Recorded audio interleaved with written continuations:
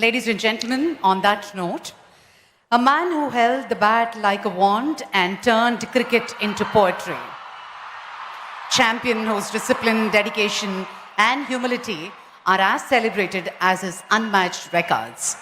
A sporting icon who redefined excellence and became the pride of an entire nation. Ladies and gentlemen, with huge pride, as the guest of honor, Bharat Ratna Sachin Tendulkar ji. Sir, I have a couple of questions for you as a fireside chat on behalf of all the students. Sachin ji, you grew up in a home where your father, Ramesh Tendulkar ji, was a professor, but your own journey was in the cricket field. Could you share a couple of things about him and how did this shape you as a person?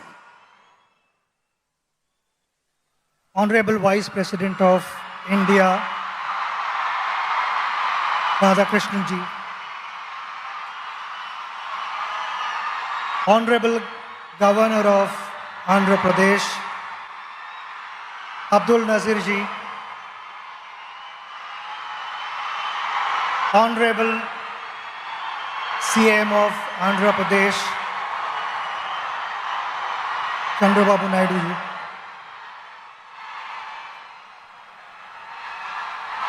Venkaiah Naidu ji is also here. Dignitaries on the dais, ladies and gentlemen, all my friends, brothers and sisters, namaskaram. It's a special day and I'm so happy to be here to be sharing these moments with you. My father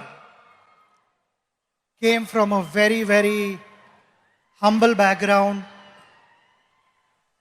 had a challenging life because the pockets were not deep.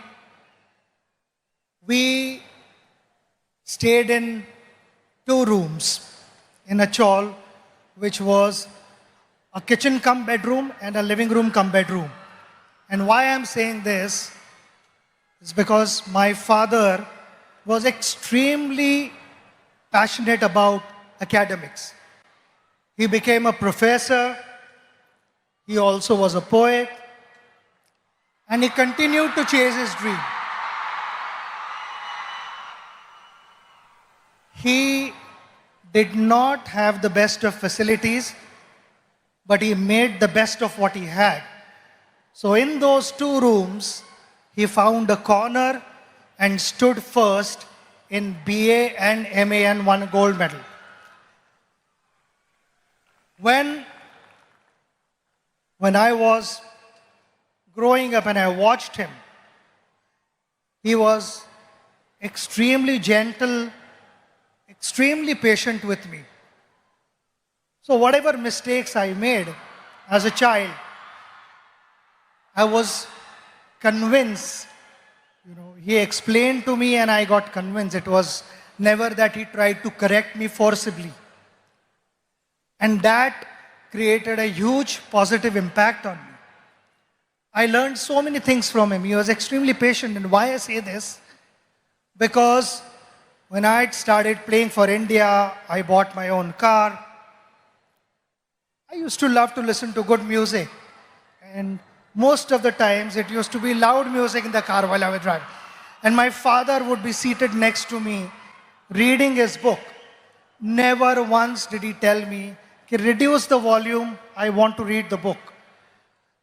He was focused and the outside noise did not matter to him. And that's something that I learned from him. Being a good person, it's a practice that every morning you wake up and you remind yourself that you are going to behave in a particular way, which is, I feel, kind of conveys how your parents have brought you up. And that is something which I will always carry for the rest of my life because that's the impression my father left with me. Awesome, sir. Sachin sir, in both academics and sports, students today face immense pressure to perform. From your experience, how do you deal with this pressure? Pressure is on everyone at every level. You meet any individual in this room, we will have pressure. There are two types of pressures. One is external and one is internal pressure. External pressure is all about what the world is saying about you. I think in today's world, when social media is so active, people want to know what is being said about myself. Generally, every individual is bothered about that. When I went out to bat, you have to learn how to use that to your advantage. When I went out to bat, I used to get reception like this, which was fantastic. Sometimes it was overwhelming. Sometimes I felt I was not in the frame of mind to start my innings. I just needed that break. I needed the crowd to settle down a bit. So those were the occasions where I would remove my shoelace or remove the strap of my leg guard, or someone would be moving on top of the side screen. I would settle the crowd down, make sure that those 22 yards belong to me, and then started my innings. It is like a ship sailing through water to get to its destination. But the moment there are holes in those ship and the water starts seeping in, the ship starts sinking. And that is exactly what I'm trying to tell you, that external pressures will be there. You need to shut off. You need to stay focused on what you want to achieve in life. We come to internal pressure. Internal pressure is actively led by your conscious mind. When your conscious mind is moving ahead of the moment, it starts putting multiple scenarios in your head which are imaginary. Failure, consequences, disappointments, and all these things, they kind of freeze you. They increase the pressure. The idea is to stay in that moment. When I went to bat, people talk about, he was in that zone and that's why he batted well. And what is that zone? That zone is all about surrendering yourself to your subconscious mind, which knows what to do. It is always the conscious mind, as we call it. The monkey over your shoulder would be putting doubts in your head. And while batting, also sometimes that would happen. Before the ball was delivered, the conscious mind would put doubts in your head. Could that be a bouncer? Could that be a yorker? Could that be an outswinger where the delivery was not released at all? So I found myself batting at my best when I had surrendered myself to the subconscious mind. So that would be my advice to all of you, to stay focused, stay aware of what's happening around you, but don't let the external energies dominate what you want to be in life. Absolutely. So one last one. On this centenary celebrations of Andhra University, your one message to all the students out there. We are celebrating a very, very big moment. The centenary of Andhra University. The magical figure that we talk about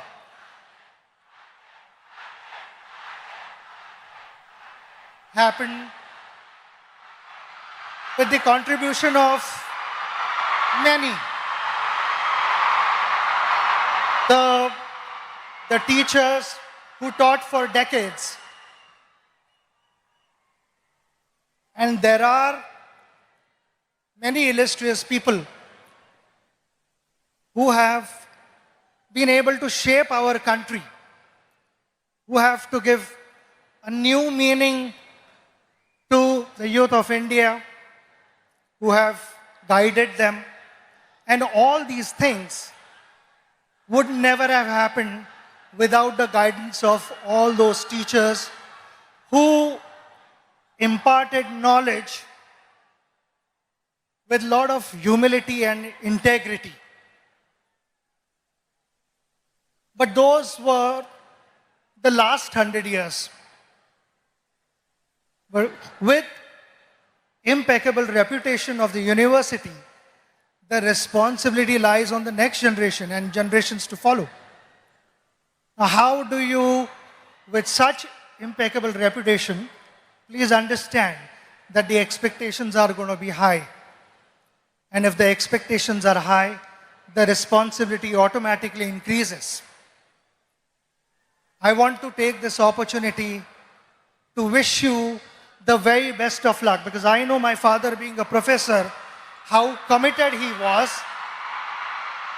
and what gave him the most satisfaction when he got to hear good things about his students. I personally felt that was his greatest return gift. And so would be the teachers of this university.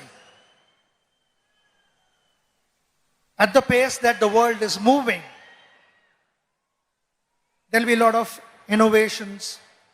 Plenty of things would be expected of you in different spheres of life. My simple message to you, which I followed throughout my journey, was we all want to be successful.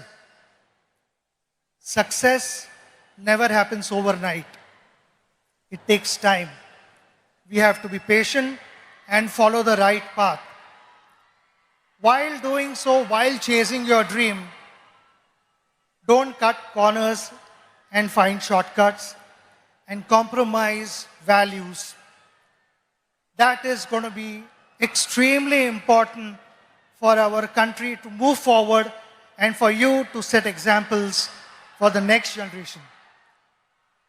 I again want to thank you for having me here and giving me this opportunity to spend this wonderful moment, which I will cherish in my life. And the love and the affection that you have showered upon me will always stay in my heart.